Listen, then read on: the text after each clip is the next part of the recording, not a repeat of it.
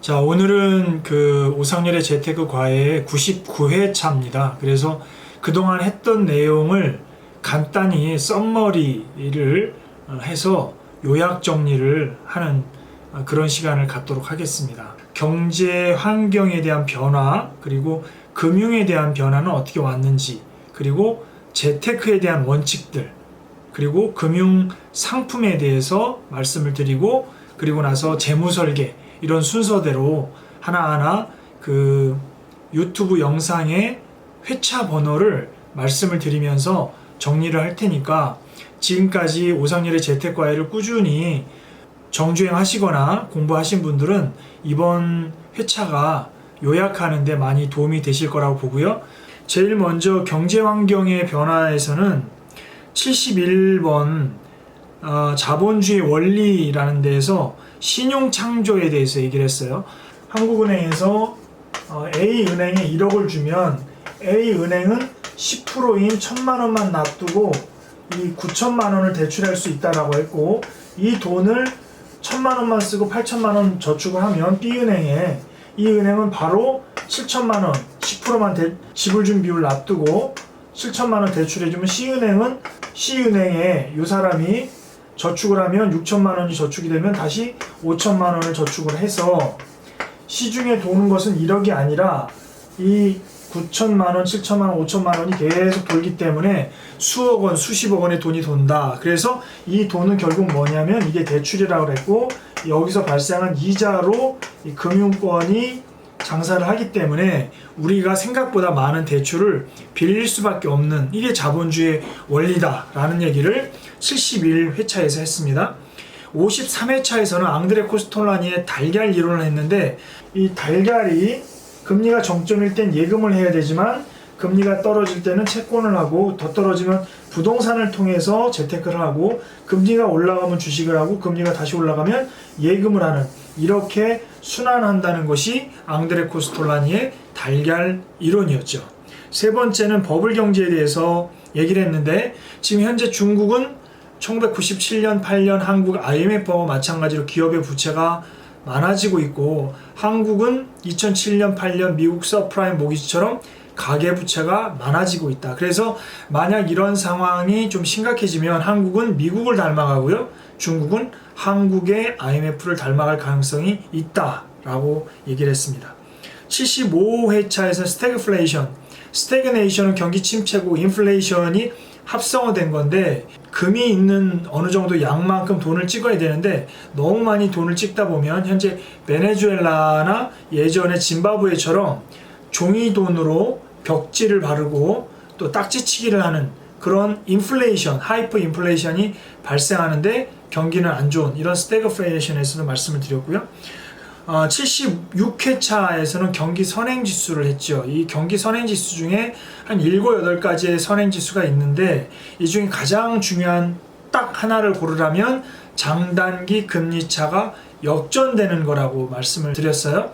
1년짜리 정기예금보다 3년짜리 정기예금의 금리가 높은 이유는 2년 이상을 기다려야 되기 때문에 2년간 물가가 상승하는 만큼 이자를 더 주어야 되기 때문에 장기 금리가 높아야 되는데, 이것이 역전된다는 얘기는 향후에 물가가 안 좋아지고 경기가 안 좋아진다. 따라서 미국의 장단기 금리차가 역전이 되는 현상이 오면 향후 9개월이나 10개월 이후에 경기 침체가 된다라는 얘기를 했습니다. 경제 환경에 대한 변화고요.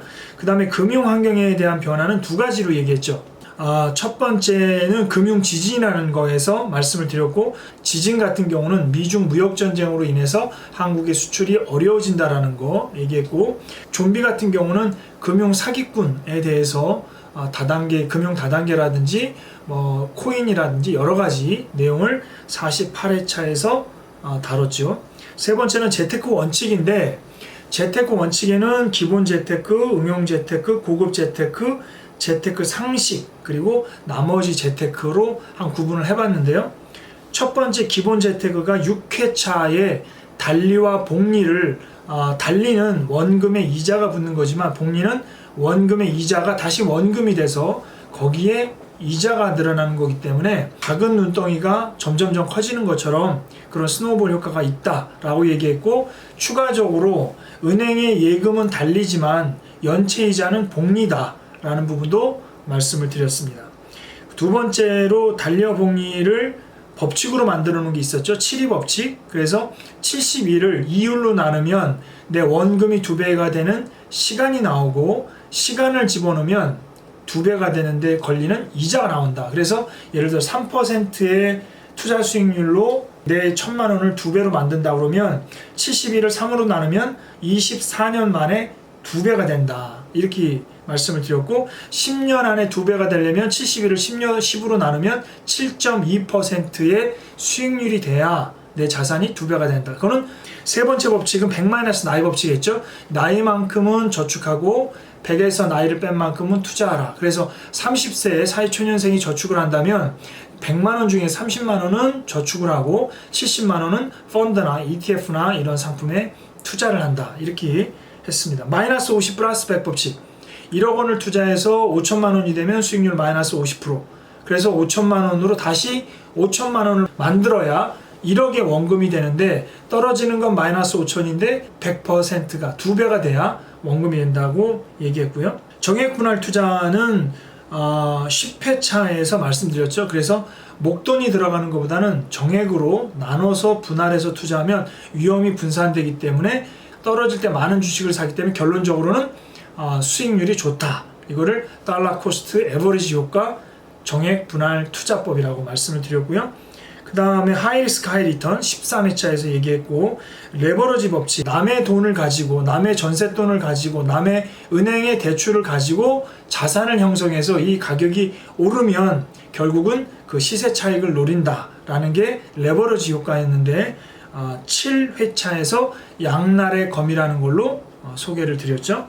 응용재테크는 부자지수, 이게 1회차의 주제였죠. 부자 가능성. 그래서 순자산의 10을 곱한 거를 나이와 연봉으로 나누면 50 미만은 좀 재테크가 어려운 사람이고, 50에서 100은 보통, 100에서 200은 우수하고, 200 초과한 되는 사람은 아주 훌륭한 재테크 지수를 가지고 있다. 이게 부자지수였고요. 부채 비율은 2회차에서 했죠. 총 부채는 총 자산의 20% 이내, 즉 1억 원의 총 재산이 있으면 2천만 원 이내로 부채를 빌려야 된다 라고 얘기했고, 비상예비 자금은 10년에 한 번씩 비상사태가 오게 되는데, 3회차에서 말씀드린 건 예비로 돈을 만들어 놔야 되는데, 이 돈은 한 3개월에서 6개월 정도는 소득이 없어도 생활할 수 있는 비상자금을 만들어야 된다. 그래서 맞벌이는 3개월치, 외벌이는 6개월치.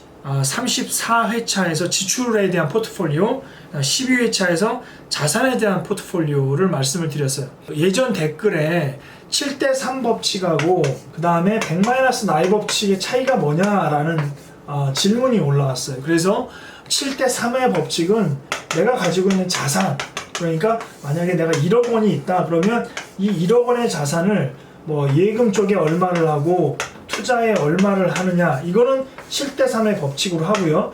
내가 만약 100만 원을 투자할 수 있으면 나이만큼은 저축하고 100에서 나이를 뺀 만큼은 투자를 한다. 이렇게 나눠서 얘기를 했는데, 엄밀하게 얘기하면 두 개 다 사용할 수 있습니다. 예를 들어 1억 원이 있는 사람이 만약에 40세다 그러면 4천만 원은 저축 같은 예금 상품에 하고 6천만 원은 투자 상품에 해라. 이것도 뭐 틀린 건 아니에요. 틀린 건 아니지만 보편적으로 100- 나이 법칙은 지출 포트폴리오에 사용하고 7대3 법칙은 자산 배분에 사용한다. 이렇게 기준을 알고 계시면 될 것 같아요. 4회차에서 예산 관리했죠. 예산 관리. 그래서 예산을 생활비, 저축투자, 노후자금, 보장성보험, 대출원리금으로 해서 수입의 50%는 생활비, 그 다음에 노후자금 10%, 저축투자 10%, 보험 10%, 그 다음에 대출원리금 10%로 나눠야 된다. 이게 31회차에 나눠져 있는 통장 쪼개기하고 예산관리하고 맞물려서 말씀을 드렸고요. 70회차하고 80회차는 풍차 돌리기였죠. 그래서 풍차 돌리기는 매월 하나의 통장을 개설하는데 1월 달에 1회차 통장, 2월 달에 두 번째 통장 해서 12월 달까지 매달 통장 12개를 만들고 1년이 지나면 만기가 들어오는 적금 통장을 예금으로 전환해서 또 예금으로 12개를 돌리고 이렇게 2년, 3년 돌린다. 그러면 좋은 점은 뭐라고 그랬어요? 혹시 돈이 갑자기 급전이 필요할 때 적금 예금을 한꺼번에 깨는 것이 아니라 2월달, 3월달 두 개만 깬다든지 3, 4, 5월달 거를 깬다든지 라는 게 있고, 또 재테크는 동기부여가 돼야 재미있는 거죠. 게임처럼. 그래서 이게 뭔가 만기가 돌아오는 게 있어야 흥미롭게 재테크를 유지할 수 있다. 기업이나 개인이나 지속 가능한 것이 제일 중요합니다. 그다음 고급 재테크 54회차에 행동 경제학을 얘기했죠. 그래서 연봉의 뭐 1%는 저축에 자동으로 집어넣겠다라는 디폴트 옵션을 넣으니까 저축이 굉장히 많이 늘어나더라. 이게 이제 행동 경제학 너치에 대한 내용이었고요. 맨큐 경제학은 거시 경제에 대한 이론을 좀 설명했죠. 그래서 지금 경기가 좀 안 좋은 이유를 설명하는 거는 전체적인 경기 소득 yield는 이 C 컨섬션 가계의 소비와 기업의 인베스트먼트 투자와 정부의 거버먼트 지출을 수출해서 수입, 엑스포트에서 임포트를 뺀 거다. 가계부채 때문에 소비가 안 되죠. 그 다음 기업의 투자가 안 늘어나죠. 그 다음 정부가 돈을 많이 쓰고 있죠. 수출 지금 안 좋죠. 수입도 지금 안 좋아요.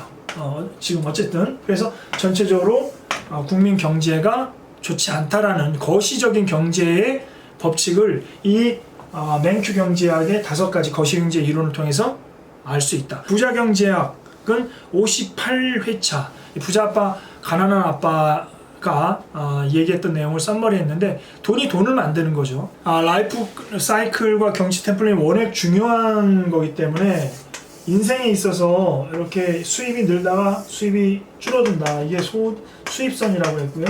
근데 지출은 원래 적게 쓰다가 어느 시점에 넘어가면 지출을 많이 한다라고 했죠. 이게 라이프 사이클인데 1963년 모딜리아니가 개발한 이론이라고 했는데 현실적으로 2019년 현재 지출은 이렇게 자기 소득보다 줄어드는 게 아니라 더 많은 지출을 써서 가부를 한다. 그래서 나중에 소득에서 미리 빼쓰는 거기 때문에 소득선이 이 선이 아니라 이렇게 줄어든다. 결론적으로는 이게 언제냐면 경제적 정년인 55세 정도가 되는데 이 경제적 정년에는 자녀가 대학교에 입학하거나 결혼할 때라고 얘기했죠. 그래서 실질적으로 이 시기가 넘어가면 기존의 지출보다 훨씬 더 늘어나기 때문에 이게 노후 파산의 트랩에 걸린다 라는 얘기를 말씀을 드렸고, 이 부분이 가장 위험하기 때문에 좀 조심을 해야 되겠다라는 거를 제가 82회차에서 얘기했고요.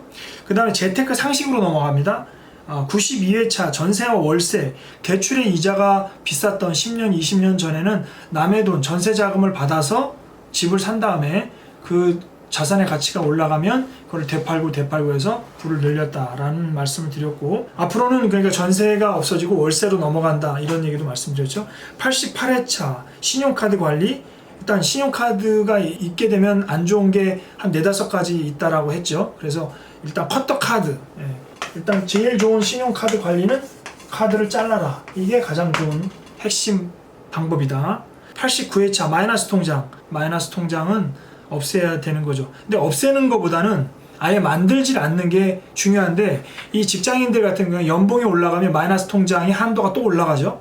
그래서 또 늘려서 쓰게 됩니다. 벌고 승진이 되면 될수록 대출이 더 많아진다라는 게 이제 아이러니죠. 보증과 연대보증 84회차에서 얘기했는데, 보증은 그 보증을 해달라고 한 사람이 채무를 못 질 때, 그러니까 갚지 못할 때 보증인이 갚아야 되는데, 연대보증 같은 경우는 그게 아니라 채무자, 즉 주채무자가 돈이 있어도 채권자가 연대보증인한테 바로 돈을 청구할 수 있기 때문에 위험하다라고 했죠. 그래서 연대보증은 굉장히 위험하기 때문에 절대 쓰면 안 된다. 83회차는 리디노미네이션, 이것도 일반인들이 되게 관심 있어 하죠. 화폐 개혁이라고 그랬죠. 그래서 화폐 개혁이 되면 1,000원짜리가 1원짜리로 바뀌면서 모든 화폐가 바뀌면 실제로 지하의 경제에 있던 돈들이 모두 꺼내져 나와야 되기 때문에 한바탕 대소란이 일 거고, 결론적으로는 화폐의 가치가 떨어지기 때문에 물건의 가치가 올라간다. 따라서 화폐 개혁이 일어난다라는 소식이 나오면 물건을 파는 게 아니라 키핑하고 있다가 화폐 개혁이 일어난 다음에 물가가 올라갔을 때, 집값이 올라갔을 때 파는 것이 유리하다라고 했고요. 그 다음 74회차에는 PER, EPS, 그 다음에 PBR을 했죠. 주식 평가를 하는 삼총사라고 했고, 그 다음에 핀테크 65회차 핀테크 했고, 최근에 97회차에 재개발 재건축에 대해서 했고, 95회차에 사회초년생이 자동차를 구입할 때 꼭 필요하느냐, 그래서 꼭 필요할 때 차를 사고, 차를 살 때 어떤 방법으로 차를 사야 되는지 95회차에서 말씀을 드렸습니다. 기타 재테크로는 60회차에서 미국인들의 재테크를 했죠. 그때 한국도 학자금 대출이 문제가 있지만 미국 학자금 대출 매우 심각하다. 그래서 학자금 대출을 받은 사람이 사회에 진출해서 24년이 지날 때까지 학자금 대출을 완전히 갚은 사람이 30%도 안 된다.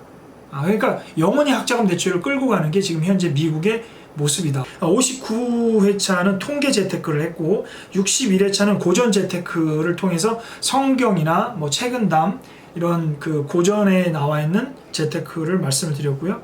55회차 사주 재테크, 그 다음에 57회차 잘못된 재테크 상식, 그 다음 33회차 재테크 헌장, 63회차 파이어족, 이것도 관심이 많았죠. 파이어족. 그래서 미국의 밀레니얼 세대, 1995년에서 2000년에 태어난 사람들이 Financially Independent Retire Early, 그래서 재정적으로 독립해서 빨리 은퇴하자 이 얘기를 했고, 그러기 위해서 10년 동안 10억을 만들어야 되기 때문에 엄청나게 자린고비, 짠돌이 짠순이가 돼서 10년 동안 돈을 모아서 은퇴를 40대 초반에 한다라고 말씀드렸어요. 우리나라에도 이제 파이어족들이 생기고 있다라고 말씀드렸죠. 79회차 미니멀 라이프, 심장이 떨리지 않으면 버려라, 이런 얘기 했고요. 96회차 매슬로우의 5단계 재테크, 1단계가 생리적인 욕구라고 그랬죠. 그래서 밥을 먹어야 일단 안정이 되고, 2단계가 안전의 욕구, 여기에 돈도 들어간다. 그래서 내가 튼튼한 집에서 사는 것도 안전의 욕구가 되는 거지만 돈도 좀 풍족해야 안전하다는 느낌이 든다. 그렇게 이제 재테크 원칙이 끝나고요. 그 다음에 4번이 이제 금융상품의 이해인데요. 기초공사로 들어가면 보험에 대해서 20회차, 73회차에 국민건강보험에 대해서 했고요. 81회차에 경험생명표에 대해서 했고, 93회차에 자동차 사고 시에 합의금 많이 받는 법, 뭐 이런 거 자동차 보험과 관련해서 얘기를 했어요. 근데 기둥공사에는 두 가지가 있다 그랬죠. 저축인데 적립식 자산으로 21회차 예적금, 그 다음에 22회차의 펀드, 25회차의 청약통장, 32회차의 노란우산공제, 30회차의 연금, 그 다음에 72회차 ISA. 요번에 2019년 7월 달에 세법 개정안이 만들어지면서 이 ISA가 다시 좀 부각이 되고 있습니다. 그래서 ISA가 72회차, 영국과 일본에서 굉장히 성공했는데 한국에서는 약간 금융회사들의 이 마케팅에 좀 많이 이용이 돼가지고 시들시들해졌는데, 38회차의 퇴직연금, 그 다음 49회차에 말도 많고 탈도 많은 변액보험, 그리고 최근에 98회차 발행어음에 대해서 했는데 금리가 5%인 거의 확정금리는 아니지만 증권사가 망하지 않는 한 준다는 그 발행어음 했고요. 거치식 자산을 운용하는 걸로 41회차의 CMA, 36회차의 ELS, 40회차의 ETF, 뜨고 있는 상품이죠. 62회차하고 43회차의 채권 했죠. 그 다음에 64회차의 부동산에 투자하는 금융상품 리츠, 그 다음에 94회차의 CB와 BW, 어떨 때는 주식이었다가 어떨 때는 채권으로 돌릴 수 있는, 그리고 지분공사로 환율 재테크인 환테크 26회차, 금에 투자는 요즘에 가장 핫한 게 금테크죠. 47회차, 그 다음에 86회차 P2P 투자, 그 다음에 85회차의 갭 투자, 67회차의 가장 변동성이 높은 유가, 그 다음에 87회차 공모주, 주식 투자자, 주식 초보자가 할 만한 공모주 투자, 그 다음에 66회차의 공매도, 29회차의 대출, 그리고 나서 이제 원트 재무 설계로 넘어가서 큐브와 트리, 그 다음 화폐의 시간가치, 그 다음 은퇴 설계 24회차, 상속 설계 27회차, 증여 설계 28회차, 19회차의 세금 설계 연말정산, 그다음 부동산 설계 91회차, 그리고 마지막으로 17회차하고 18회차의 금융집짓기 재무설계로 이렇게 큰 흐름이 마무리가 됩니다. 오늘 여기까지 하겠습니다.